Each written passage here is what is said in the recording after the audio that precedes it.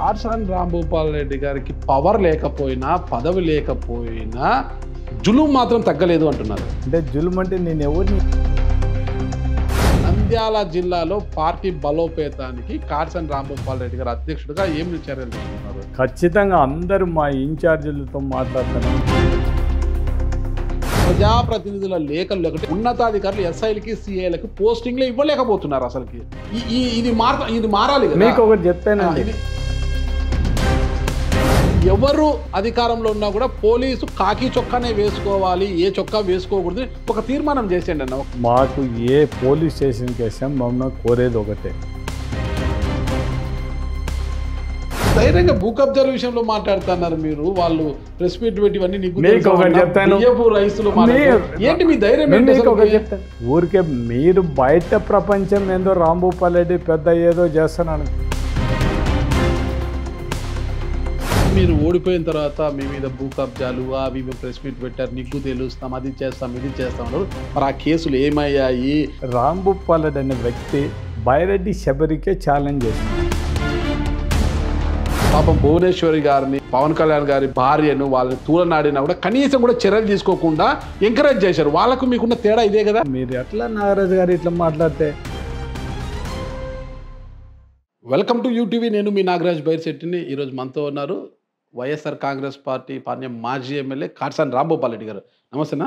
నమస్కారం నాగరాజు గారు. ఒక ఛానల్లో పనిచేస్తున్న మీ దగ్గర వచ్చాడు. గతంలో మాలలో ఉన్నారు, అమ్మవారి మాల అనుకుంటారు, శివదీక్ష. అదే శివదీక్ష, స్వామి దీక్ష. వైట్ అండ్ వైట్ అట్లా తల్ల మెరిసిపోతున్నారు. ఇప్పుడు ఈ వైట్ అండ్ వైట్ లో ఆ మీస కట్టుకంతా రియల్ ఫ్యాక్షన్ లీడర్ లాగా కనిపిస్తున్నారు. ఫ్యాక్షన్ ఎప్పుడూ మర్చిపోయినావు బాను, ఎంత ఫ్యాక్షన్ లీడర్ అంటే ఎట్లా చెప్పు. లేదు ఆ డ్రెస్ అదంతా చూస్తే అది కొంత కనిపిస్తుంది అన్న. అసలుకి ఆ మీస కట్టు అదంతా మార్చే పద్ధతే లేదన్నది. ఆ మీస కట్టింగ్ అంతేనా? స్మార్ట్గా ఉండాలని ఏం లేదా? ఏం లేదు, అది మొదటి నుంచి అలవాటు అయింది కాబట్టి ఇంకా దాన్ని మార్చేది. రాయలసీమ పౌరుషం అంతా ఆడే కనిపిస్తుంది అనమాట. ఇంకా పౌరుషం అనేది ఏం లేదు, ఇంకే వయసు ఇంత అయిపోయింది. ఇంకేం వయసు ఇప్పుడు దగ్గర దగ్గర 63 ఏళ్ళు, 63 years. చిన్న వయసు, ఏం పెద్ద వయసు ఏం కాదన్న. అంటే ఎట్లా పెద్ద వయసు, ఆల్రెడీ రిటైర్మెంట్ స్టేజ్కి తగ్గ రిటైర్మెంట్ అయితే రిటైర్డ్ అవుతున్నారు. ఏం కదా పాలిటిక్స్ లో నో రిటైర్మెంట్ లే. గవర్నమెంట్ ఎంప్లాయ్ అయితే రిటైర్మెంట్ అంతే. పాలిటిక్స్ లో లేదు. పాలిటిక్స్ లో కూడా రాజశేఖర్ రెడ్డి అంతా కదా 60+ అంతా కూడా అంటే పాలిటిక్స్ నుంచి రిటైర్డ్ అయిపోతే కదా యువ రక్తం రాజకీయాల్లోకి వచ్చేకి అనేది. అంటే మనకు ఓపిక నాళ్ళు రాజకీయాల్లో ఉండాలనేది, ఓపిక లేనప్పుడు అప్పుడు మానేస్తా ఉన్నాం. ఇప్పుడు రిటైర్ అయితే కదా మీ కుమారు నరసింహారెడ్డి వచ్చేకి చూడాలి అంతే. ఇంకా ఒకవేళ ఇంట్రెస్ట్ ఉంటే వస్తానంటే మనం ఎందుకు వద్దని చెప్తాం. నరసింహారెడ్డి చాలా దూకుడుగా ఉన్నాడు, యూత్ లీడర్గా కొనసాగుతున్నాడు. అసలు బర్త్డేలకు, జన్మదినాలకి, దానికి పెద్ద పెద్ద ఫ్లెక్సీలు కర్నూలులో చూస్తూనే ఉన్నాం. అసలు ఎక్కడ చూడు యూత్ ఇంకా ఎట్లయినా యూత్ క్రేజ్లో ఉండేటోళ్ళు అది ఉంటుంది కంపల్సరీగా. సరే, యూత్ క్రేజ్ పక్కన పెడితే కాట్సాని రాంభూపాల్ రెడ్డి గారికి పవర్ లేకపోయినా పదవి లేకపోయినా జులుం మాత్రం తగ్గలేదు అంటున్నారు. అంటే జులుం అంటే నేను ఎవరిని ఏం ఇబ్బంది ఏం పెట్టేది అది ఏముండదు. ఇటీవల కర్నూలులో ఒక వార్డులోకి వెళ్ళి అక్కడున్న టీడీపీ పార్టీ ఆఫీసులోకి దూరి మీ అనుచరులు అతనిపై దాడి చేశారు. అది వెనకాల మీ అండ చూసుకొని దాడి చేశారంటే అది జులుం కాదంటారా? మీకు ఒకటి చెప్తాను నాగరాజు గారు, మీరు ఎవ్వరు కూడా సగం తెలుసుకోకుండా మాట్లాడతారు. అది తెలుగుదేశం ఆఫీసా లేకుంటే బోర్వెల్ ఆఫీసా, ఆడ ఏం జరిగిందనేది మీరు ఊరికే వీళ్ళు పేపర్కి వచ్చిందని, ఆడ జరిగినది రియల్ ఫ్యాక్ట్ తెలిస్తే ఎవరు ఏం మాట్లాడరు. ఫస్ట్ మాట్లాడింది తెలుగుదేశం నాయకులే. ఆడ పార్టీ ఆఫీస్ ఉంది అనేది ఒకసారి బోర్డు చూపించమని చెప్పండి. తెలుగుదేశం పార్టీ ఆఫీస్ అనేది అది బోర్వెల్ ఆఫీసు. ఆడ వాళ్ళందరూ కూర్చొని మాట్లాడేది. వాళ్ళే ఫోన్లు తీసి పిల్ల అమ్ముకున్నారు, మాట్లాడినారు. మాట పెరిగింది. వాళ్ళు ఏదో మాట్లాడితే ఇప్పుడు పోలీసు వాళ్ళు రెడ్ బుక్ రాజ్యాంగం చేస్తున్నారు. ఒకవేళ తెలుగుదేశం వాళ్ళది తప్పైనా కూడా, వైఎస్ఆర్సీపీ రైట్ అయినా కూడా వాళ్ళు ఏం చెప్తే అది కేసులు పెట్టే పరిస్థితిలో ఉన్నారు. అట్లాంటప్పుడు ఇంకా మనం ఏం చెప్పినా అని కూడా దాని పరిస్థితి ఆడ తెలుగుదేశం పార్టీ ఆఫీస్ ఉందా లేదా ఫోటోలు పెట్టి అవన్నీ చూస్తే మొన్ననే మేము ప్రెస్ మీట్ పెట్టి చెప్పినాం. మావాడు నేను మాట్లాడలేదు, కార్పొరేట్. నేను ఆ రోజు హైదరాబాద్లో నాకు తెలియని కూడా తెలియదు. నేను మా ఇండ్లు ఓపెనింగ్ ఉంటే ఓపెనింగ్ కోసం నేను హైదరాబాద్కి పోయినాను. మేము ఇండ్లు మారుతండి మేము ఆడికి పోయినాం. మాకు తెలియదు, వచ్చిన తర్వాత తెలిసింది. నాకు తెలిసిన తర్వాత మాట్లాడినా కానీ వాళ్ళకి ఆ గలాట జరిగినది. కానీ తర్వాత మాకు ఉదయం తెలిసింది, మళ్ళీ మాట్లాడినప్పుడు అప్పుడు మాట్లాడినాం అంతే తప్ప అంతవరకు నేను దాని గురించి పోలీసులతో కూడా మాట్లాడలేదు. ఎందుకు ఫోర్త్ టౌన్ సిఐ పచ్చ చొక్కా వేసుకుంటే బాగుంటుందని ఫోర్త్ టౌన్ సిఐతో కూడా మీకు వాగ్వాదం జరిగింది కదా? అంటే ఆయన పచ్చ చొక్కా వేసుకుంటే బాగుంటుంది, ఊరికే పార్టీ అట్లాంటికే కదా, అట్లాంటి మాట్లాడడం వేస్ట్ అని కూడా ఫోన్లో మాట్లాడలేదు కదా. ఇంకేం కేసు పెట్టుకుంటాడో పెట్టుకొని ఇంకా మనం ఎందుకు వద్దులే, కోర్టులోనే తెలుసుకుంటారులే మన వాళ్ళని ఉద్దేశంతో ఇంకేం మాట్లాడలేదు ఫోన్లో కూడా. ఇప్పుడు ప్రభుత్వ ఉద్యోగస్తులుగా వాళ్ళలో భాగమే పోలీసు కూడా. పోలీసులు ఎవరు అధికారంలో ఉంటే వారు చెప్పినట్లు వినక తప్పదు పాపం. వాళ్ళు ఏం చేస్తారు పోలీసులు చెప్పండి? మీకు అధికారంలోకి వస్తే మీరు చెప్పినట్లు వాళ్ళు. మీకు ఒకటి చెప్తానే, ఇప్పుడు జగన్మోహన్ రెడ్డి అధికారం ఉన్నప్పుడు పోలీసులు ఎస్పీలు ఎవరు వైఎస్ఆర్సీపీలో మాట విన్నారు చెప్పమని చెప్పండి. మీకు ఒకటి చెప్తాను, చిన్న ఎగ్జాంపుల్. వైఎస్ఆర్సీపీ వానికి దెబ్బలు తగిలితే 307 కేసు పెట్టాలంటే డీజీపీ నుంచి పర్మిషన్ రావాలి. ఆ పరిస్థితిలో అప్పుడు మీరు ఒకటి చెప్తానండి, ఎవరి మీద కేసులు పెట్టాలని ఏమన్నాను కూడా ఆ పరిస్థితులు ఉన్నాయి. ఇప్పుడు దాన్ని ఎవ్వరు కూడా అప్పుడు ఏంది లా అండ్ ఆర్డర్ విషయంలో ఏ పార్టీలు చూడకూడదు, ఎవరైనా కూడా ఖచ్చితంగా ఉండేది సీరియస్గా లా అండ్ ఆర్డర్ విషయంలో పార్టీలు చూడకూడదు, ఖచ్చితంగా చేయాలనే ఉద్దేశంతో ఎవరు తప్పు చేసినా కూడా యాక్షన్ తీసుకుంటూ వచ్చినారు.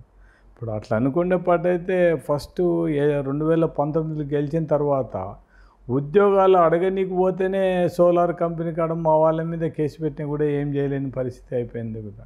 వాళ్ళు మాకు ఉద్యోగాలు ఇవ్వండి అని అడగనీకి పోతే కేసులు పెట్టిన పరిస్థితి. ఇప్పుడు మొత్తం పరిస్థితి ఎట్లా ఉందంటే, పాపం ఎవడన్నా ఉద్యోగాలు వస్తే వాళ్ళని పెరకండి మేము ఎక్కించుకోలే, మొత్తం అంతా ఉండేటోళ్ళందరినీ పాత వాళ్ళని తీసుకొని కొత్త వాళ్ళని ఎక్కిస్తున్నారు. వాళ్ళందరూ పాపం భూములు పోగొట్టుకునే వాళ్ళు ఉన్నారు. వాళ్ళందరూ మనం ఎప్పుడు పార్టీలు చూడలేదు, ఎవరు జినేన్ అనుకుంటే వాళ్ళకు ఉద్యోగం ఇచ్చినాము, మనం ఎప్పుడు కూడా దాన్ని ఆలోచన చేయలేదు.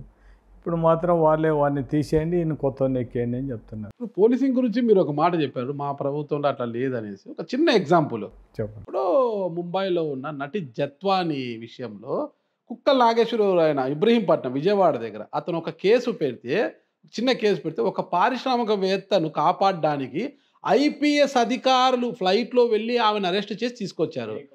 ఆ కారణంగా ఈరోజు ఒక సీనియర్ ఐపీఎస్ అధికారిని అరెస్ట్ చేశారు. ఓకేనా, 2 ఐపీఎస్లు సస్పెండ్ అయి ఉన్నారు, అసలు ఆల్రెడీ సస్పెన్షన్లో ఉన్నారు.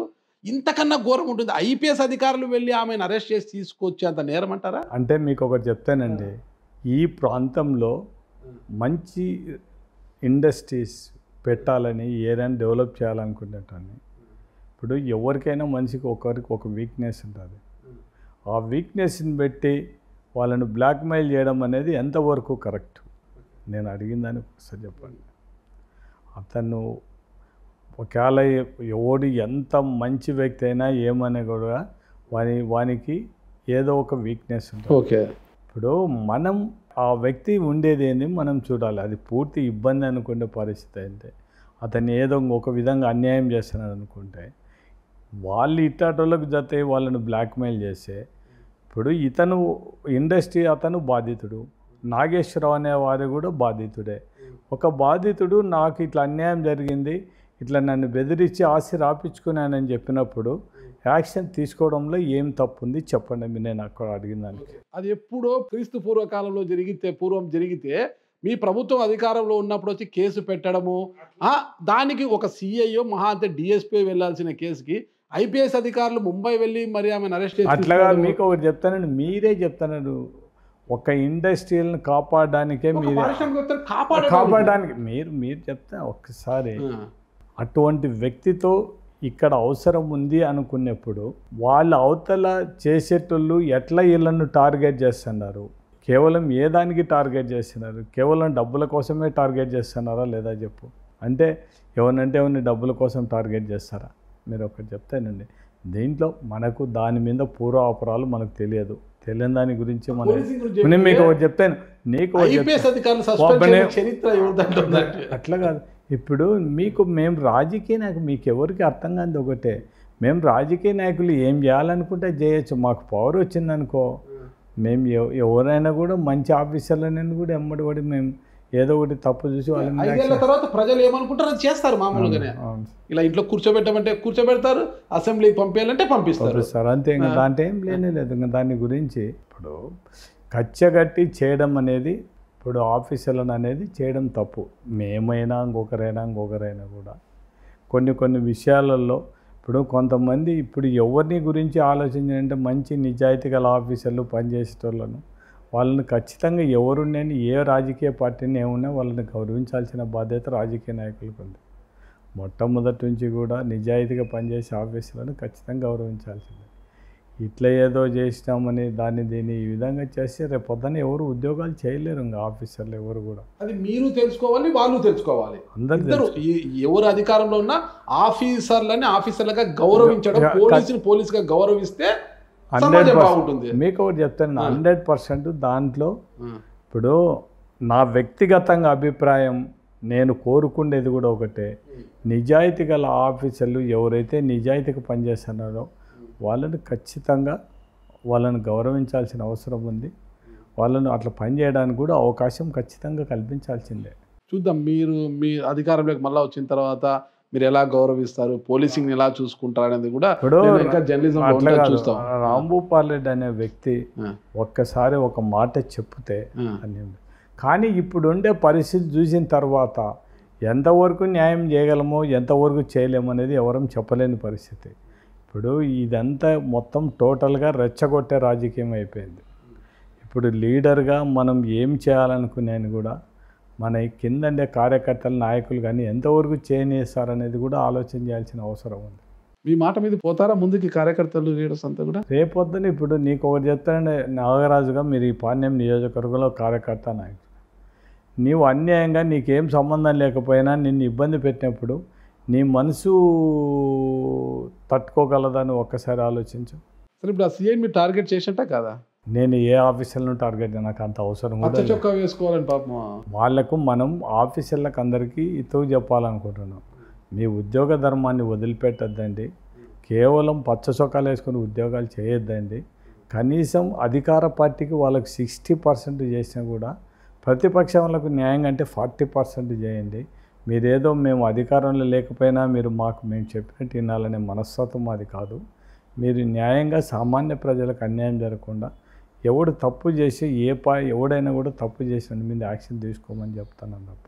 మీరు అధికార పార్టీకి అంతో ఇంతో ఫేవర్గా చేసుకోండి, మాకేమో అభ్యంతరం లేదు. కానీ పూర్తి ఘోరంగా మేమేదో రెడ్ బుక్ రాజ్యాంగం అమలు పరుస్తాము, మీరు వైఎస్ఆర్సీపీలు మా స్టేషన్కు రాకూడదు, మీరు ఉండకూడదు, వాళ్ళ ముద్దాయిలను కూర్చోబెట్టి ఎవడైతే కంప్లైంట్ చేయడానికి వచ్చినాడో వాళ్ళు కూడా మేము కూడా కంప్లైంట్ ఇస్తున్నామంటే, కంప్లైంట్ ఇచ్చిన వాళ్ళను తెలుగుదేశం అయితే కూర్చోబెట్టడము, వైఎస్ఆర్సీపీ అయితే నిలబెట్టి వాళ్ళ ఎదురుగానే కంప్లైంట్ తీసుకునే పరిస్థితి పోలీస్ స్టేషన్లో ఆ వ్యవస్థను తీసుకురావద్దని మాత్రం మనం విజ్ఞప్తి. అంతే. ఇప్పుడు మేమైనా ఎవరు అధికారంలోనే కూడా ఆ వ్యవస్థను అధికారంలో ఉండేటోళ్ళకు పోలీస్ స్టేషన్లో వాళ్ళకి ఏదో రెడ్ కార్పొరేట్ వేసి పిలిచి వాళ్ళు ఏం చేసినని కూడా చూస్తూ ఊరుకుంటామనేది అది తప్పు. అది రాను కూడా పరిస్థితి ఇబ్బందిగా ఉంటుంది. ఇంకా మీరందరూ రాజకీయ నాయకులంతా కూర్చొని ఒక అవగాహనకు వస్తే బాగుంటుందన్న. ఎందుకంటే మీరు అధికారంలోకి వచ్చినప్పుడు పోలీసులు బ్లూ చొక్కాలు వేసుకొని, కూటమి అధికారంలోకి వచ్చినప్పుడు పోలీసులు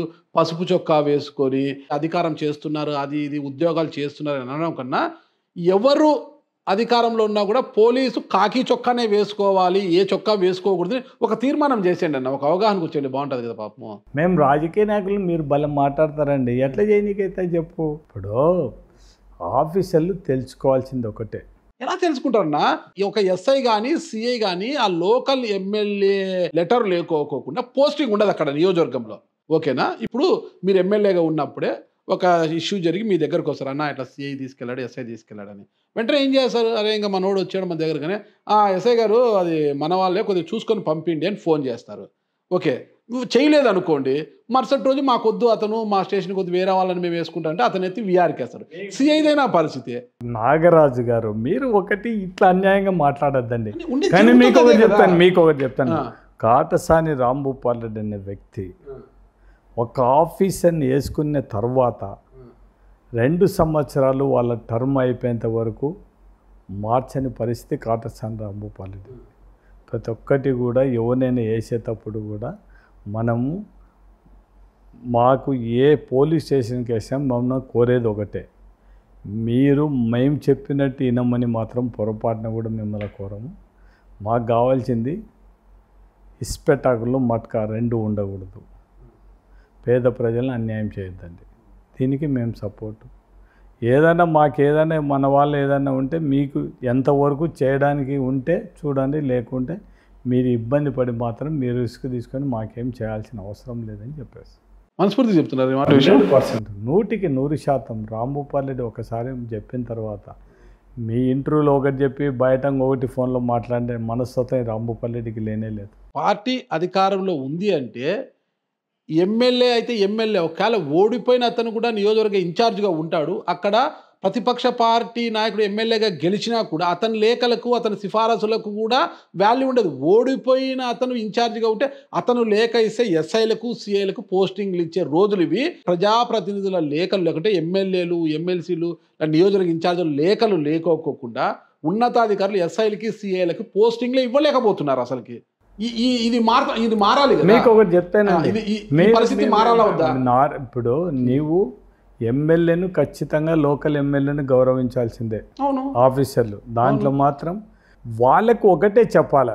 ఇప్పుడు ఎస్ఐని ఎమ్మెల్యే లెటర్ చేసినా కూడా నువ్వు ఎంతవరకు కరెక్ట్ నీ డ్యూటీ నువ్వు చెయ్యి. పొరపాటున కూడా ఏదో కొంత తెలుగు ఒకవేళ ఏ పార్టీ అధికారంలో వాళ్ళకి అంత ఇంత ఫేవర్ కానీ పూర్తి అనవసరంగా ఫాల్స్ కేసులు పెట్టడం కానీ ఇంకొకటి కానీ పోలీస్ వ్యవస్థను దిగజార్చొద్దని చెప్పాలి. ఇప్పుడు మీకు ఒకటి చెప్తే నుంచి మీరే ఆర్డర్ చేయొచ్చు కదా. అసలు ఎమ్మెల్యే సిఫారసు లేఖలు పార్టీ ఇన్ఛార్జుల లేఖలతో సంబంధం లేదు. ఉన్నతాధికారులు ఎవరిని పోస్టింగ్ ఇస్తే వాళ్ళే వెళ్ళాలి, అక్కడున్న ఎమ్మెల్యేని గౌరవించండి అని పైనుంచి ఆర్డర్స్ వస్తే బాగుంటుంది కదా. ఎమ్మెల్యే సిఫారసు లేఖల కోసం వచ్చి పాపం బయట వెయిట్ చేస్తుంటారు ఎస్ఐలు సిఐలు. పార్టీ అధికారంలోకి వచ్చిన ఆ ఎమ్మెల్యేల ఇంటి చుట్టూ పాపం ఆ ఎస్ఐలు సిఐలు కావచ్చు కానిస్టేబుల్ కావచ్చు పడిగాపులు కాస్తుంటారు బయట. ఏంటంటే కానీ రాంభూపాల్ రెడ్డి దగ్గర ఎవరిని కూడా పడిగాపులు కాదు. నేను వాళ్ళకి ఎవరికైనా కూడా నా దగ్గరకు వచ్చిన వాళ్ళకు నేను పోస్టింగ్ ఇవ్వాలనుకుంటే నేను 10 సార్లు తిప్పడమో లేకుంటే వాళ్ళ దగ్గర ఏదో ఒకటి తీసుకొని పోస్టింగ్లు అనేది రాంభూపాల్ రెడ్డి 85 నుంచి ఎమ్మెల్యే అయిన తర్వాత ఒక్కటే డిసైడెడ్. పొరపాటున కూడా ఏ గవర్నమెంట్ ఎంప్లాయీ దగ్గర ఎవరి దగ్గర డబ్బులు తీసుకొని పోస్టింగ్లు ఇవ్వకూడదు అనేది రాంభూపాల్ మొదటి నుంచి అదే పాలసీలో ఉన్నాడు. కాబట్టి పొరపాటున కూడా ఆ పాలసీ డివైడ్ అయ్యే ప్రసక్తే లేదు కాడసాని రాంభూపాల్. ఓకే, మీరు ఓడిపోయిన తర్వాత మీ మీద భూ కబ్జాలు అవి మేము ప్రెస్ మీట్ పెట్టారు, నిగ్గు తెలుస్తాం, అది చేస్తాం ఇది చేస్తాం అన్నారు. మరి ఆ కేసులు ఏమయ్యాయి, ఆ ప్రెస్ మీట్లో మాట్లాడివి ఏమయ్యాయి అనేది ఇంతవరకు అంతు చిక్కలేదు. నువ్వే మాట్లాడాలి వాళ్ళ ఇంతవరకు అంతు చిక్కలే. కానీ ఇప్పుడు కొత్త అంశం మళ్ళా తెర మీదకి వచ్చింది. ఇటీవల పాణ్యం దగ్గర అంటే కాడసాని రాంభూపాల్ రెడ్డి తాండా అనుకుంటుంది, అక్కడ గోదాముల్లో పేదల చౌక బియ్యాన్ని అక్కడ దాచిపెట్టారు. ఇది కాడసాని రాంభూపాల్ రెడ్డి వెనక్కుండి చేసినది, ఇతనే దాచిపెట్టారు అనేది బైరెడ్డి శబరి గారు సివిల్ సప్లైస్ డైరెక్టర్ని వాళ్ళు విజిలెన్స్ వాళ్ళు ఎంట పెట్టుకొని దాడులు చేసి ఆకస్మిక దాడులు చేసి సీజ్ చేయడము వార్నింగ్లు ఇవ్వడం జరిగింది. మరి ఇదేంటి భూ కబ్జాలు వెళ్ళిపోయినాయి, ఇప్పుడు రైతులు పేదల చౌక బియ్యం కూడా. మీకు ఒకటి చెప్పానండి, రాంభూపాల్ రెడ్డి అనే వ్యక్తి బైరెడ్డి శబరికే ఛాలెంజ్ చేసినాడు. అమ్మ నువ్వు మంచి పని చేసినావు, బియ్యం పట్టుకొని నిగ్గు తేల్చు తల్లి, ఎవరికి సంబంధం ఉంది ఎవరికి సంబంధం లేదో. ఇప్పుడు వాళ్ళు ఎవరు పెట్టినారో, ఇప్పుడు ఎవరు ఆడ ఉండేటోళ్ళు ఉంటారు కదా, వాళ్ళ ఫోన్లలో మొత్తం ఎవరి మొత్తం ఒక ఈ నెలల రోజు ఈ గవర్నమెంట్ వచ్చిన తర్వాత గవర్నమెంట్ వచ్చిన వాళ్ళ నుంచి ఎవరి నెంబర్లు ఉన్నాయో, ఎవరు వాళ్ళతో మాట్లాడుతున్నారో, ఎవరు రెగ్యులర్ టచ్లో మాట్లాడుతున్నారో, ఎవరు మాట్లాడుతున్నారో చూడమని చెప్తే తెలిసిపోతారు. రాంభూపాల్ రెడ్డికి సంబంధం ఉంటే రాంభూపాల్ రెడ్డి వాళ్ళతో మాట్లాడాలి కదా. మీరు ఆ పని చేయండి. మరి మిమ్మల్ని టార్గెట్ చేసి నేను డైరెక్ట్గా మాట్లాడిన చేతనైతే బైరెడ్డి శబరి తేల్చామని ఎవరు వద్దన్నారు. నెలకి 8 లక్షలు మామూలు తీసుకునేటోళ్ళు ఎవరు, వాళ్ళందరినీ తేల్చమని చెప్పండి అబ్బా, మనకేమో అభ్యంతరం లేదు. ధైర్యంగా భూ కబ్జాల విషయంలో మాట్లాడుతున్నారు మీరు, వాళ్ళు ప్రెస్ మీట్ పెట్టి చెప్తాను. రాంభూపాల్ రెడ్డి అనే వ్యక్తి డైరెక్ట్గా ఎవ్వంతో కూడా పొర్రపాటున కూడా ఊరికే మీరు బయట ప్రపంచం ఏందో రాంభూపాల్ రెడ్డి పెద్ద ఏదో చేస్తున్నాను, రాంభూపాల్ రెడ్డి వ్యక్తిగతంగా పొరపాటున కూడా ఒక్కరి దాంట్లో జోక్యం చేసుకునే ప్రసక్తే లేదు. రాంభూపాల్ రెడ్డికి డబ్బులు ఉన్నాయా లేదా అనేది కూడా ఒకటి అవసరం లేదు. కానీ ఒక దగ్గరికి పోయి చేతులు చాచి డబ్బులు అడిగి ఒకరితో మాట అనిపించుకుంటే స్టేజ్లో ఈ రాంభూపాల్ రెడ్డి ఎప్పుడు కూడా ఉన్నాడు. దేవుడు అనేవాడు నాకు ఏ అవసరాలకు నాకు ఏదో విధంగా దేవుడు నేను ఎవ్వరిని ఇట్లాంటివన్నీ పనికిరాని పనులు చేయాల్సిన అవసరం లేకుండానే నాకు ఎవరో ఒకరు దేవుడు ఏదో ఒక రూపంలో నాకు సాయం చేస్తున్నాడు, నా పనులన్నీ అయిపోతుంటాయి తప్ప నేను పొరపాటున వీళ్ళను అనేది మాత్రం పొరపాటున కూడా ఈ బియ్యము వాళ్ళని చాలా ఏదన్నా మన దగ్గరకు వచ్చి మాట్లాడితే ఎవరన్నా ఉంటే వాళ్ళకి చెప్పండి సార్ అంటే చెప్తాం తప్ప పొరపాటున కూడా నాకు డబ్బులు తెచ్చేయండి మీరు అమ్ముకోండి అని మాత్రం పొరపాటున కూడా చెప్పను.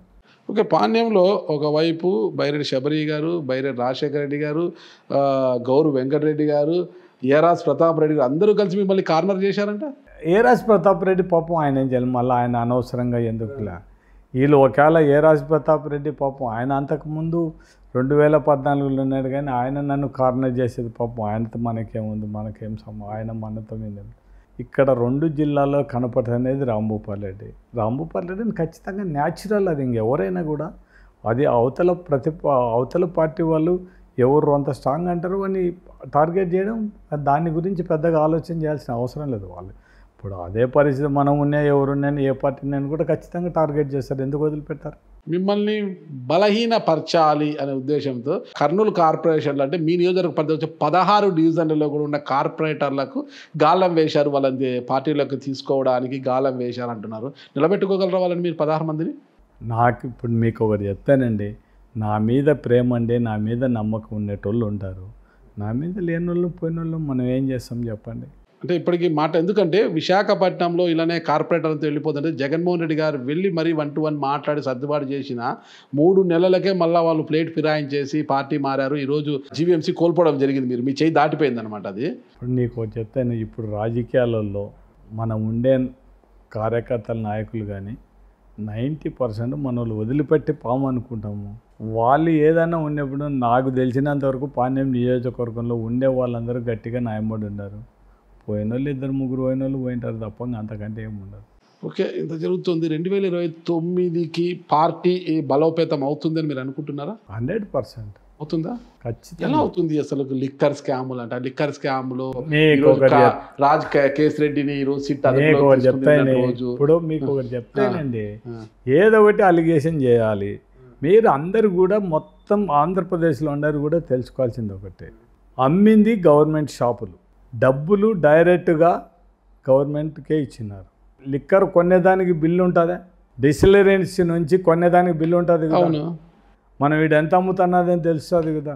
మళ్ళీ ఎట్లా డబ్బులు ఊరికే ఇష్టం వచ్చినట్టు మాట్లాడితే ఎట్లయితే చెప్పండి. ఇప్పుడు మీరు అమ్మింది గవర్నమెంట్స్ ఆఫీసర్లతో అమ్మించినారు. ఇప్పుడు ఈడ ఉండేదానికి ఇప్పుడు వాళ్ళు మాట్లాడితే అంతకుముందు ఇప్పుడంటే తెలుగుదేశం కార్యకర్తలు వాళ్ళే మొత్తం బ్రాందీ షాపులు కంటే అవి బార్లు ఏ విధంగా ఓపెన్ చేశారో అంత ఓపెన్లో మొత్తం ప్రతి ఒక్క బ్రాందీ షాప్ దగ్గర మొత్తం బాటిల్స్ పెట్టి బెల్ట్ షాపులు వదిలిపెట్టాను. అది పల్లెటూళ్ళలో అదేదన్నా బ్రాందీ షాపుల దగ్గర కళ్ళు దుకాణంలో ఇంతకుముందు మీరు చూసిన కళ్ళు అమ్మే వాళ్ళను మీకు మతికింది ఐడియా ఉందో లేదో, ఈ కళ్ళు కాంపౌండ్ అని ఉంటుంది, కళ్ళు అమ్మే కాడ మొత్తం పెద్ద ఒక దాంట్లో వేసి మొత్తం అందరినీ కూడా ఆడవాడు ఈ మటన్ ముక్కలు నడుచుకోవడానికి అవన్నీ పెట్టి ఇప్పుడు బ్రాందీ షాపుల దగ్గర ఆడనే చికెన్ ఆడనే మటన్ మొత్తం పెట్టేసి మొత్తం బార్లను మించిన విధంగా వాళ్ళే ఆడనే గ్లాసుల ముందనే తాగే పరిస్థితి వస్తే. మీ హయాంలో మల్లెపూలు అగరబత్తీలు అమ్మారా బ్రాందీ షాపుల ముందర? ప్రభుత్వ హయాంలో మీకు ఒకటి చెప్తానండి, మా ప్రభుత్వ హయాంలో మల్లెపూలు అగరబత్తీలు ఏమన్నా అమ్మారా బ్రాందీ షాప్ ముందర? మేము మందు అమ్మినాం కానీ మందు షాప్ ముందర ఎక్కడైనా నాన్ వెజ్ అట్లా కాదండి. ఇప్పుడు బ్రాందీ షాప్ అనేది ఆడ కూర్చోబెట్టి తాపడానికి కాదు, ఆడ మందు కొనుక్కోపోవాల్సిందే. కరెక్ట్. దానికే కట్టుబడి మీరు మాట్లాడేది ఊరికే మీరు అట్లా అంత వేగంగా మాట్లాడేది కాదు. మేము మా గవర్నమెంట్ షాపులు ఉన్నప్పుడు పొరపాటున కూడా లూజు అమ్మడం లేదు. మనం వాళ్ళు ఏదన్నా పక్కన 2 దూరంలో ఏదన్నా వాళ్ళు అది కూడా అలో చేయలేదు. పోలీసులు పట్టుకుంటారు, బెల్ట్ షాపులు ఇవన్నీ కూడా చాలా వరకు అమ్మకుండానే చాలా వరకు చేసినారు. ఈడ ఇప్పుడు మీరు చెన్నమ్మ సర్కిల్లో చూసుకుంటే మొత్తం బ్రాందీ షాప్ మీరు సాయంత్రం మీరు 6 తర్వాత 6:30 తర్వాత చూస్తే మోటార్ సైకిళ్ళు బారును మైపించే విధంగా మొత్తం ఆనే గ్లాసులలో పోసుకొని ఆనే నలుచుకుంటా మొత్తం ఉండే తాగే పరిస్థితిని మీరు ఒకసారి చూడండి. మీరు మీ కార్యకర్తలతో వెళ్ళి అడ్డుకోవచ్చు కదా, ఆ పరిస్థితిని అట అడ్డుకోవచ్చు. కాదు, అడ్డుకోవడానికి వెళ్ళేది ఈ ఆంధ్రప్రదేశ్లో స్టేట్ డైరెక్టర్ ఆయనకు ఫోన్ చేపితే 3 సార్లు ఫోటోలు తీసి పంపించినా కూడా ఆ డైరెక్టర్ నేను యాక్షన్ తీసుకుంటాను, ఇంతవరకు యాక్షన్ తీసుకోలేని పరిస్థితులు ఉన్నారు ఆఫీసర్లు. ఇంకా ఏం మాట్లాడతాం చెప్పండి. అంటే విజయసాయి రెడ్డి గారు ఇప్పుడు అప్రూవర్గా మారిపోయినట్టు మీ పార్టీని వీడిన తర్వాత విజయసాయి రెడ్డి త్వరలో బీజేపీ కండువా కప్పుకోబోతుంది. ఆయన ఏమన్నారు, ఏపీలోకి ఒరిస్సాలో లిక్కర్ కొని తమిళనాడు స్టిక్కర్లు వేసుకొని ఏపీలోకి తెచ్చి అమ్మారు అనేదే ప్రధానమైన మీకు ఒకటి చెప్తానండి, పార్టీ మారిన తర్వాత ఇష్టం వచ్చినట్టు మాట్లాడడం చాలా తప్పు. నువ్వు ఈ పార్టీలో ఉన్నప్పుడే పార్టీ తప్పు చేసింటే పార్టీలోనే ఉండి తిరగబడి అప్పుడు బయటికి పోయి మాట్లాడితే జరుగుతుంది. కానీ నువ్వు పార్టీ నుంచి బయటకు పోయినప్పుడు ఏం మాట్లాడినావు, నేను వద్దు, నాకు ఏ రాజకీయాలు వద్దు, నేను వ్యవసాయం చేసుకుంటాను, జగన్మోహన్ రెడ్డిని ఇప్పటికైనా చెప్తున్నాను వాళ్ళను ఈ కోటరీ నుంచి బయటకు వస్తే బాగుపడతాడు, రైట్, అది మంచి సలహానే. ఇప్పుడు బయటకు వచ్చినాక ఈ బ్రాందీ షాపుల గురించి ఇవన్నీ మాట్లాడడం అనేది ఉన్నప్పుడు మీరే నెంబర్ 2 అన్నారు, మళ్ళీ ఇప్పుడు మాట్లాడితే ఎంతవరకు అనేది ఒక్కసారి ఇప్పుడు నేనే ఉండ రాజకీయ నాయకుడిని, నాకు ఇష్టం లేకుంటే నేను బయటికి వెళ్ళిపోవచ్చు తప్ప నేను జగన్మోహన్ రెడ్డి అది చేసినాడు ఇది చేసినాడు మాట్లాడడం అనేది చాలా తప్పు అవుతుంది. ఒక పార్టీలోండి మా నాయకుడు చాలా అన్ని మాట్లాడి పొగిడి ఇప్పుడు మాకు ఆయన మోతానే ఎమ్మడే అంతలేకే మా లీడర్ అంత వెగుటైపోతాడా చెప్పండి. మరి విజయసాయి రెడ్డి గారి పరిస్థితి అలాది, పార్టీని వీడిపోయారు, అసలు పార్టీలో రసగులన్నీ బయట పెడుతున్నారు ఏం జరిగాయని, మద్యం విషయంలో కూడా ఆయన అన్ని విషయాలు మాట్లాడుతున్నారు.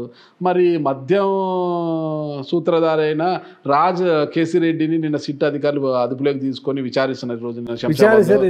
ఏం జరుగుతుందో చూస్తాం. ఓకే, మరి జత్వానీ కేసు సీనియర్ ఐపీఎస్ అధికారి ఒకప్పుడు కర్నూలు జిల్లాలో ఎన్కౌంటర్ స్పెషలిస్ట్గా పెరిగిన పిఎస్ఆర్ ఆంజనేయులు గారిని కూడా ఈరోజు నిన్నటి రోజు సిట్ అదుపులోకి తీసుకుని ఆయన కూడా విచారిస్తోంది.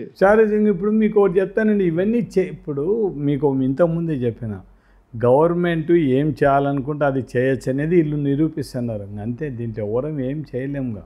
ఇప్పుడు ఇట్లా తయారైపోతే కష్టమైపోతుంది అంతే, రాజకీయాలు కూడా బెస్ట్ పట్టిపోతాయి అంతే. అవి కసిరెడ్డిని చూసే సిట్టు అధికారులు, రామయ్యల గారిని చూసే సిఐడి అధికారులు అరెస్టుల మీద అరెస్టులు జరుగుతున్నాయి, ఒక భయానక వాతావరణం ఉంది. ఏం జరుగుతుంది అయినా మీ నాయకుడు బయటికి రావడం లేదు, ఆయన బెంగళూరులోనే కూర్చుంటున్నారు. మా బెంగళూరులో మీరు అట్లా మాట్లాడతారు, మా నాయకుడు ఈ రోజు విజయవాడలోనే అన్నాడు. అవును, ఈ రోజు మీటింగ్ పెట్టుకున్నారు కాబట్టి చెప్తానండి, మా నాయకుడు ఆదివారం నుంచి మీరు విజయవాడలోనే ఉన్నాడు. నువ్వు ఎట్లా మాట్లాడితే ఎట్లా చెప్పండి. బెంగళూరు నుంచి నిన్నటి రోజు వచ్చారు కదా ఆయన, నేను మొన్ననే వచ్చినాడు. ఓకే, బెంగళూరులో కదా ఉంటున్నారు ఆయన. అట్ట కాదు, బెంగళూరులో మీరు చెప్పేది ఏంటంటే అంటే ఆయన ఎక్కడికి పోకూడదా. ఇప్పుడు 24 గంటలు మీరు అంతకుముందు చంద్రబాబు నాయుడు ఆంధ్రప్రదేశ్ పెట్టి హైదరాబాద్లో ఉన్నప్పుడు మా నాయకుడు అన్న కూడా వారానికి 4 రోజుల్లో ఇక్కడ అమరావతిలో ఉంటున్నాడు. ఇంకా మీరు అట్లా మా నాయకుడిని పెట్టుకొని మీరు అట్లా మాట్లాడితే ఎట్లా చెప్పారు. అసలు వైసీపీకి పూర్వవైభవం వస్తుంది మళ్ళీ రాష్ట్రంలో నమ్మకం మీకుందా? ఖచ్చితంగా ఉంది. అంత లేనప్పుడు ఎందుకు జగన్మోహన్ రెడ్డి ఎమ్మడి ఉంటాం చెప్పు. కాటసాని రాంభూపాల్ రెడ్డి గారు మళ్ళీ పాణ్యం నుంచి గెలుస్తారు అన్న ధీమా ఉందా? పాణ్యం ప్రజలు నిర్ణయించాలని నేను చెప్పడం కాదు కదా, కోల్పోయిన మెజారిటీని మళ్ళీ తిరిగి తెచ్చుకుంటా పాణ్యం ప్రజలు ఖచ్చితంగా ఏం చేయాలనేది పాణ్యం ప్రజలు చూపిస్తారు అంతే. ఇప్పుడు నా ఇంతకు నేను చెప్పడం అనేది మంచిది కాదు. పాణ్యం ప్రజలు ఏం చేస్తారనేది సీ అండ్ వెయిట్ అంతే. ఇంకా మనం దాని గురించి ఆలోచన చేయాల్సిన అవసరమే లేదు. మొత్తం మీద తీసుకుంటే ఈరోజు మీరు నంద్యాల జిల్లా అధ్యక్షుడిగా ఉన్నారు కదా, నంద్యాల జిల్లాలో పార్టీ బలోపేతానికి కాటసాని రాంభూపాల్ రెడ్డి గారు అధ్యక్షుడిగా ఏం చర్యలు తీసుకుంటున్నారు? ఖచ్చితంగా అందరూ మా ఇన్ఛార్జీలతో మాట్లాడుతున్నాం. వాళ్ళకి ఏదన్నా ఉంటే పోయి వాళ్ళ ఏరియాలో ఏదైనా జరిగితే వాళ్ళతో కలిసిపోయి మాట్లాడుతున్నాం. ఇన్ఛార్జీలు ఎక్కడున్నారు? మాకు అంతే. ఇప్పుడు డోను బుగ్గన రాజేంద్రనాథ్ రెడ్డి, పనగానపల్లె రామిరెడ్డి ఉన్నాడు, నందికొట్కూరు సుధీర్ ఉన్నాడు, ఆత్మకు శిల్పా చక్రపాణి రెడ్డి ఉన్నాడు, నంద్యాల రవిచంద్ర కిషోర్ రెడ్డి అన్నాడు, శిల్పా రవిచంద్ర కిషోర్ రెడ్డి, ఆళ్ళగడ్డ నానిండాడు. ఓకే, మళ్ళీ వీళ్ళంతా ఉన్నారా నియోజకవర్గంలో? ఖచ్చితంగా ఉండాలి. ఉన్నారా? ఉన్నారు. కాట్సాన్ రాంభూపాల్ రెడ్డి గారు అధ్యక్షుడిగా కర్నూలులో, అంటే కూతవేటి మీ నియోజకవర్గంలోనే మీరు ఉన్నారు. వీళ్ళల్లో ఎంతమంది, బుగ్గన గారు తప్పితే ఎంతమంది వాళ్ళ నియోజకవర్గాల్లో ఉన్నారో చూపిస్తారా మాకు? బాబాయ్ అబ్బాయి శిల్పా చక్రపాణి రెడ్డి గారు, రవిచంద్ర కిషోర్ రెడ్డి గారు హైదరాబాద్ లో మకాం పెట్టుకున్నారు. గంగుల నాని హైదరాబాద్, సుధీర్ ధారా గారు ఫుల్ ప్రాక్టీస్ తో హైదరాబాద్ లో డాక్టర్ గా ఫుల్ ప్రాక్టీస్ తో ఆయన తన వ్యాపారం మీకు ఒకటి చెప్తానండి. ఇప్పుడు అధికార పార్టీలో ఉంటే ప్రజలకు అనుక్షణం ఉండాలి. అధికారం లేనప్పుడు ప్రజలకు ఏమన్నా ఇబ్బందులు ఉంటే వచ్చి మాట్లాడతారు తప్ప, ఇప్పుడు నాకంటే బిజినెస్ లేవు, ఏం లేవు, నేను ఇంకెక్కడికి పోయేది ఉండదు, నేను నేనున్నట్టు అందరూ ఉండాలని శాసించే పరిస్థితి రాజకీయాల్లో. బాధ కలిగినప్పుడు నాయకుడు అందుబాటులో ఉండాలి. ఇప్పుడు హైదరాబాద్ ఇది 4 గంటల ప్రయాణము. ప్రాబ్లం అయినప్పుడు నందికొట్కూరు సుధీర్ వస్తున్నాడు, మొన్న గలాట జరిగింది, వచ్చినారు, అందరం హాస్పిటల్ పోయి మాట్లాడినాము. గంగుల నాని ఆ రోజు ఊళ్ళోనే ఉన్నాడు, గలాట జరిగింది, ఆ పిల్లని మొత్తం అందరం హాస్పిటల్ పోయి మాట్లాడి ఆ పాపం అతను లక్కీసేవు మొత్తం. ఇదంతా కూడా ఈ కోయలకుంటలో ఆ పేరుసామల దగ్గర జరిగిన గలాటకు రామిరెడ్డి మేమిద్దరం పోయి ఉదయానందలో పోయి చూసినాము. ఇప్పుడు అట్లా ఏదన్నా ఉంటే పోయి మాట్లాడుతున్నాం కదా మొత్తం జిల్లా. ఎవరికి వారు హైదరాబాద్లో మకాం పెట్టారు, మీరు మాత్రం మరో యువ నాయకుడు మీ పార్టీ అధికారంలో ఉన్నప్పుడు హవా కొనసాగించారు, ఆ యువ నాయకుడు కూడా ఈరోజు మౌనం పాటించేశారు. ఎవరు యాక్టివ్గా ఉన్నారు చెప్పండి? ఇలా ఉంటే మీ పార్టీ నంద్యాల జిల్లాలో ఎలా బలోపేతం అవుతుంది? ఇప్పుడు టైం ఇంత స్పీడ్గా ఏదో అంత అయిపోతుందని మాత్రం అంత ముందు రావాల్సిన అవసరం. ఇప్పుడు ఇంకా సంవత్సరం కూడా కాలేదు, సంవత్సరం అయింది కదా, ఇంకా ఇప్పుడు అయిపోతే 11 నెలలు అయింది, 11 ఇంకొక సంవత్సరం వరకు కూడా ఎవ్వరు కూడా దీని గురించి ఏదైనా అప్పుడప్పుడు వచ్చిపోతుంటారు. తర్వాత ఇంకా ప్రజలకు నెక్స్ట్ అవసరం అనుకున్నప్పుడు ఖచ్చితంగా వచ్చి అందుబాటులో ఉంటారు అందరూ. ఇంకా ఏం ఇప్పుడు ఉండి వాళ్ళు ఖచ్చితంగా వారానికి 2 రోజులు 3 రోజులు ఉండి మొత్తం అన్నీ చూసుకొని పోతున్నారు. అంతకంటే ఇంకా నియోజకవర్గాలు అవసరం లేదు కదా. ఓకే, అయితే మొత్తం మీద నంద్యాల జిల్లాలో పార్టీ బలోపేతానికి మీ యాక్షన్ ప్లాన్ ఏంటి? ఖచ్చితంగా ఇప్పుడు తెలుగుదేశం వాళ్ళు చేసే సూపర్ 6లు ఇవన్నీ చేయలేదు. ఒకటి నిజాలు ప్రజలకు చెప్పి, జగన్మోహన్ రెడ్డి అయితేనే చెప్పిన మాట ప్రకారం ఖచ్చితంగా చేస్తాడు. మళ్ళీ మీరు వైఎస్ఆర్సీపీని గెలిపించండి, మళ్ళీ మేము అన్నీ కూడా జగన్మోహన్ రెడ్డి ఏ పథకాలు ఇచ్చినా అవన్నీ వస్తాయి, మీరే ఒకసారి ఆలోచించుకోమని ప్రజలకు చెప్తామని. మీ ప్రభుత్వ హయాంలో 5 ఏళ్లలో ఒక్క డిఎస్సిని కూడా నిర్వహించలేకపోయినా మీరు వాళ్ళు వెంటనే నిన్నటి రోజు డిఎస్సి నోటిఫికేషన్ ఇచ్చారు. నాగరాజు గారు ఇవన్నీ ఎంత ఘోరంగా మాట్లాడడం. ఇంటింటికి 1వ తారీఖు వచ్చిందే సీఎం గారే డోర్కు వెళ్ళి ఇంటింటికి వెళ్ళి పెన్షన్లు పంపిణీ చేస్తున్నారు. మీకు చెప్తాను, మేము ఉన్నప్పుడు ఏదో ఇది ఏందో పెద్దగా అంత అవసరం లేదు. మేము ఉన్నప్పుడు వాలంటీర్లతోనే ఎవరితో ఇబ్బంది లేకుండానే పింఛన్లు పంపించిన ఘనత మాది. మీరు ఇప్పుడు ఆ ఇంటింటికి పంచేది పెట్టిన ఘనత ఎవరిది? జగన్మోహన్ రెడ్డి గారిది. అది ఆలోచన చేయండి. ఒక సీఎం ఇంటికి వెళ్ళి ఇస్తున్నాడు అండి, అది చెప్తానండి. అంత ఓవర్ యాక్షన్ అంత అవసరం లేదు, అంత ఓవర్ బిల్డప్ అవసరం లేదు. ఒక పింఛన్ వేయడానికి ముఖ్యమంత్రి లెవెల్లో ఎంత ఖర్చు పెట్టి అంత వరకు రావాలి చెప్పండి. మీరు చేయరు, వాళ్ళు చేస్తే ఇలా. మీరు ఇప్పుడు ఒక్కసారి అయిపోయింది, ఇంకా నెల అవసరమా చెప్పండి? ఫస్ట్ స్కీమ్ ఎవరైనా కూడా అధికారంలోకి వచ్చిన తర్వాత చేస్తారు.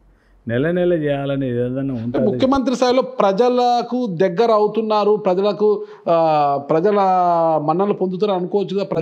అంటే కాదు, ఆ పంపిణీ వద్దబ్బా, ఈ పింఛన్ వద్దు.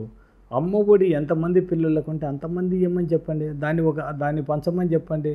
ఆ లేడీస్కు 18 ఏళ్ళు దాటిన వాళ్ళకి అందరికి కూడా సంవత్సరానికి 18,000 ఇస్తాను, నెలకు 1,500 ఇస్తామన్నారు, అది పంచమని చెప్పండి. నిరుద్యోగ వృత్తి నెలకు 3,000 ఇస్తామన్నారు, అది పంచమని చెప్పండి. ఒక పింఛన్ గురించి ఆలోచన ఆల్రెడీ అయిపోయింది, ఆ స్కీమ్ ఇంప్లిమెంట్ అయిపోయింది. ఇంప్లిమెంట్ కాని దాని గురించి పంచమని చెప్పండి. మీరు చెప్పినట్టు రైట్, ముఖ్యమంత్రికి చంద్రబాబు నాయుడికి మొత్తం ఇవన్నీ పంచమండి, మేమే స్వాగతం చెప్తాం ఆయనకు.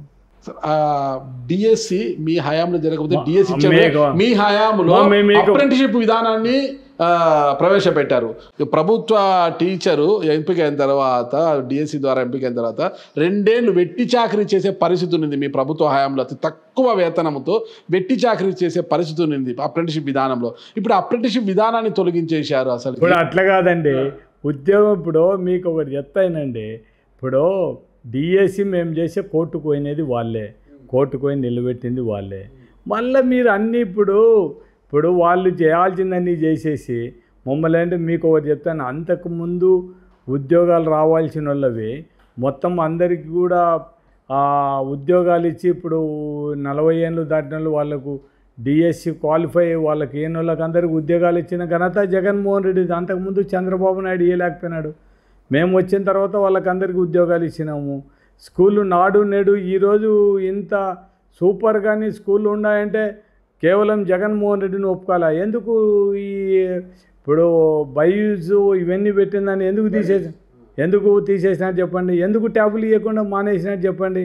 ఇంగ్లీష్ మీడియం పెట్టి నాసిరకం ట్యాబులు తీసుకొచ్చి అవన్నీ రిపేర్లకు వెళ్ళి నాసిరకం ట్యాబులు హైదరాబాద్ ఖైరతాబాద్ లో ఒక టీవీ షాప్ లో టెండర్ తీసుకొని అట్లా కాదు, మీరు మాట్లాడొద్దండి. ఇప్పుడు మనము సంవత్సరాల కిందట ట్యాబ్ ఇచ్చినాం. ఆ ట్యాబ్ ఇప్పుడు తెప్పిస్తాం. అది పనిచేస్తుందో లేదో పక్కన స్కూల్లోనే ఉంది. ఆ పిల్లలను 8th క్లాస్ చదివే వాళ్ళు ఇప్పుడు 10th క్లాస్కి వచ్చింటారు. ఆ పిల్లల దగ్గర ట్యాబ్ ఉంటుంది, తెప్పిస్తాం. అది పనిచేస్తుందే పనిచేద్దాం. నాసిరకం అయితే మిమ్మల్ని ఒక్కసారి కూడా ఇంకా దీని గురించి మాట్లాడడం కూడా మాట్లాడాలి. ఇప్పుడు స్కూల్ కూడా టైం అయిపోయింది. స్కూల్ కూడా రేపు నుంచి హాలిడేస్. ఇంక ఇప్పుడు మనం అడిగినా కూడా దొరకలేదు. లేదు, ఇప్పుడు నువ్వు ఒక అర్ధగంట ఉంటే నేను తెప్పిస్తాను. ఇంకా అర్ధగంట అంటే స్కూల్ లేదు కదా, అయిపోయింది. ఇప్పుడు వాళ్ళు మనకి ఇక్కడ తెలిసిన పిల్లలు ఉంటే వాళ్ళు 10th క్లాస్ పిల్లల దగ్గర ఉంటుంది. మనం అంతకుముందు ఇచ్చినది ఇక్కడ దగ్గరలో ఎవరు పిల్లలు ఉంటారు, వాళ్ళ దగ్గర నుంచి తెప్పిస్తాను. మనం ఇచ్చిన ట్యాబ్ చూడండి, దాన్ని నాడు నేడు కింద మేము పెట్టిన ఫుడ్డు మొత్తం మధ్యాహ్న భోజన పథకం ఇవన్నీ కూడా మేము ఎంత మటుకు పెట్టినామో చెప్పండి. ఇప్పుడు మీరు అన్ని రైట్, ఓకే. మనం చంద్రబాబు నాయుడు చాలా అపారమైన అనుభవం కలిగిన వాడు. నేను ఒకటే క్వశ్చన్ అడుగుతున్నాను. జగన్మోహన్ రెడ్డి డబ్బులు ఇస్తుంటే ఈ రాష్ట్రం శ్రీలంక అయిపోతుందని మాట్లాడిన తెలుగుదేశం నాయకులు, ఇంక్లూడింగ్ పవన్ కళ్యాణ్ గారు, చంద్రబాబు నాయుడు గారు మాట్లాడిన వాళ్ళు, వీళ్ళు జగన్మోహన్ రెడ్డి కంటే మించిన పథకాలని చెప్పి సూపర్ 6 అని మోసం చేసిన వీళ్ళు ఈ రాష్ట్రం శ్రీలంక అవుతుందా లేకుంటే సింగపూర్ అవుతుందా చెప్పండి? అంటే మాకు నచ్చినట్టు మాట్లాడితే ఓకే, మేము అవతల మాట్లాడితే మాకు నచ్చలేదు కాబట్టి అదన్నీ డూప్లికేటు. అంటే శ్రీలంక అయిపోతుందని మాట్లాడినది వాళ్ళే. ఇప్పుడు ఇన్ని పథకాలు ఇచ్చి ఇప్పుడు ఏ లంక అయిపోతుంది చెప్పండి. అంటే వాళ్ళు మాట్లాడితే కరెక్ట్, ఇంకొకరు మాట్లాడితే కరెక్ట్ కాదా చెప్పండి? ఇప్పుడు ఎవరైనా రాజకీయ నాయకుడు మాట్లాడేవాడు మాట చెప్తే మాట మీద కరెక్ట్గా దాన్ని అవతల వ్యక్తి అయినా కానీ ఇంకొకరు కానీ మనం మాట్లాడేటప్పుడు ఖచ్చితంగా ఆ మాటకు కట్టుబడి ఉండాల్సిన బాధ్యత మనది. అది కాకుండా అదే ఎలక్షన్ల ముందర చెప్పిన అబద్ధాలన్నీ కూడా సూపర్ 6లు అవి ఇవి అని చెప్పినారు. ఇవన్నీ ఎందుకు అమలు పరచలేకపోతున్నారు చెప్పండి. నిరుద్యోగులకు 3000 భృతి అని చెప్పినారు, రైట్, ఓకే. ఎందుకు ఇవ్వలేకున్నారు చెప్పండి? మీరే అన్నారు కదా మీ నియోజకవర్గ ఇన్ఛార్జీలు రావడానికి ఇంకా టైం ఉంది కదా అన్నారు కదా, ఇంకా 4 ఏళ్ల టైం ఉంది, వాళ్ళు కూడా ఇస్తారు కదా. మద్యపాన నిషేధం అన్నారు, మీరు చెప్పలేదు. విడతల వారీగా మద్యపాన చేయలేకపోయారు. మేము మీకు ఒకటి చెప్తానండి, మేము మద్యపానము పూర్తిగా ఎత్తేస్తామని చెప్పలే, విడతల వారీగా మద్యపానం నిషేధం. మీకు ఒకటి చెప్తానండి, మేము షాపులు తగ్గించినాము, మేము మందు రేట్లు పెంచినాం తాగకూడదనే ఉద్దేశంతోనే మొత్తం టైమింగ్స్ పెట్టినాము. అన్నీ కూడా ప్రజలకు మందు అందుబాటు లేకుండానే మొత్తం అంతా కూడా వీళ్ళు మానుకోవాలనే ఉద్దేశంతోనే చేశాం. కానీ అది ప్రజలకు నచ్చలేదు కాబట్టి మందు తాగే వాళ్ళందరూ కూడా ఏదో జగన్మోహన్ రెడ్డి ఏదో వాళ్ళు చేస్తున్నాడు ఇది చేస్తున్నాడు. ఎలా నచ్చుతారండి? చీప్ లిక్కర్ తాగిన ఒక టేస్ట్ అంట, స్కాచ్ అని తీసుకొని తాగిన నాగరాజు గారు. ఇప్పుడు పోదాం, జగన్మోహన్ రెడ్డి గారు ఇచ్చిన డిస్టిలరీ నుంచి అదే మందు తీసుకుంటున్నారు. అంటే అప్పటికి ఇప్పుడు ఏమన్నా డిఫరెన్సా? అంటే మీ పార్టీ నాయకులు ఆ డిస్టిలరీస్ని క్యాప్చర్ చేసుకుని వాళ్ళు తయారు చేసిన మందు కదా అది. మీరు ఎట్లా మాట్లాడతారండి? ఇప్పుడు ఒక డిస్టిలరీలో తయారు చేసినది సీల్ అయి వచ్చిన తర్వాత ఏ రాజకీయ నాయకుడిని, ఒకవేళ ఏదన్నా రాజకీయ నాయకులకు ఉంటే మాట్లాడచ్చు, కానీ పోయి రాజకీయ నాయకుడు దీంట్లో తక్కువ కలుపు ఇది ఎక్కువ కలుపమని చెప్పే స్టేజ్లో ఎవ్వరు కూడా మందు విషయంలో మనకు తెలిసినంతవరకు అంత పెద్ద నాలెడ్జ్ లేకపోయినా కూడా ఫార్ములా ప్రకారం కలుపుతారు తప్ప ఫార్ములాకు మించి ఎక్కువ డబ్బులు వచ్చేటట్టు మీరు ఫార్ములా ఈక్వేషన్ మారిందంట మీ ప్రభుత్వం ఏం మారదు.